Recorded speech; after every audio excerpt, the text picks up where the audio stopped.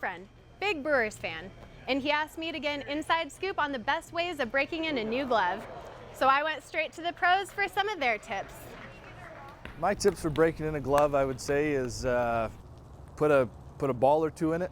You know, you get the brand new glove, I'd put 2 balls in it or 1 big softball. Get a leather belt, you know, an old leather belt, and just wrap it up whenever you're not using it. Well, as you know, the gloves kind of come in really stiff, so the main thing that we do is we get Lexol leather conditioner, and we kind of spray it all over the glove and kind of rub it in, and then mainly just kind of beating it up a little bit just to kind of get the pocket nice and soft. You know, the softer it is, the better the ball's going to stick, and then with that conditioner, it gives it a little tackiness too, so it kind of helps with that as well. Oiled it once in a while, but not too much, so that's a problem. Guys oil their gloves too much, then it gets a bit flimsy. Okay. So That's a good tip. Yep. And then the other thing is just try and use it as much as you can. You know, just play catch with it, you know, every day if you can. And if you need it really quick and you have a pitching machine you could use, you just sit back there and catch balls off the pitching machine, and that makes a nice deep pocket for you. But different gloves require different care.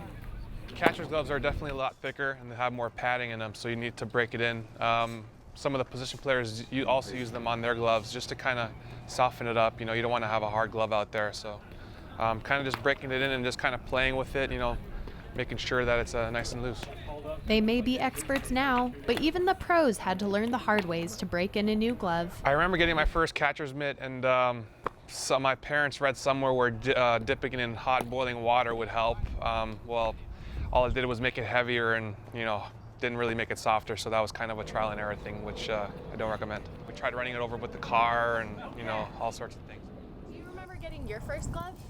Absolutely. I had this little blue glove. It was my first glove. It's stored away in my parents' house, and it's still to this day is my favorite glove I've ever had. This guy actually got a brand new glove a couple weeks ago, and first thing I did, I got a leather belt from home, wrapped it up with a couple balls in it, and let her sit there for a while. Nothing beats it. It's just the way they smell and feel. It's always really exciting. It's kind of like a, you know, a new beginning, you know, but sometimes bringing in your old soldiers definitely helps. You're gonna have a bunch of stories with that glove for the next years, so it's a pretty special moment. For the Milwaukee Journal Sentinel, I'm Tayler Bell reporting.